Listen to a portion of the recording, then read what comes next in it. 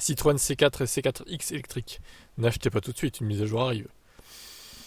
Ouais, alors même avec la mise à jour, bon, après vous faites ce que vous voulez de votre argent, hein, mais je vous conseille pas ces voitures-là, personnellement. Après, voilà, on va encore dire que je suis anti-Stellantis, mais désolé, Stellantis, c'est pas la folie, hein, quand même. Hein. Niveau modèle électrique, on peut voir mieux, hein, chez les concurrents, quand même. Alors, conscient qu'il n'est pas le meilleur élève en matière d'efficience et d'autonomie, le groupe Stellantis travaille à l'optimisation de sa première chaîne de traction de grande série née sur la Peugeot i208 en 2019. Cette mise à jour se traduit par la grève d'un nouveau moteur électrique fabriqué à côté de Metz par l'usine de la Jeune Venture Nidec PSA, c'est l'an 2018.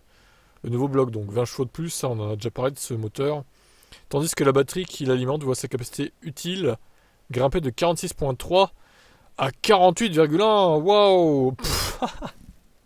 Mais c'est minable, désolé. Mais non, 48 kWh utilisables. Non mais attendez, c'est du foutage de gueule. En 2023, allô. En 2019, à la limite, bon, ok, c'est les débuts, on peut comprendre. Mais 4 ans plus tard, c'est toujours la même chose, quasiment. Ridicule.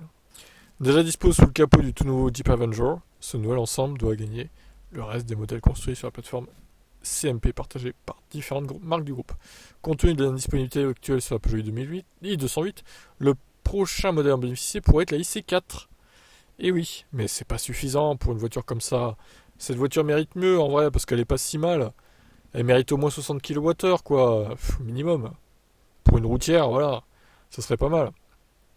Dans la pratique, un meilleur rendement au régime, ainsi que l'augmentation de la capacité nette de l'accumulateur doivent offrir plus d'autonomie, autour de 400 km plus précisément, alors que l'ancienne pile permettait théoriquement 357 WLTP.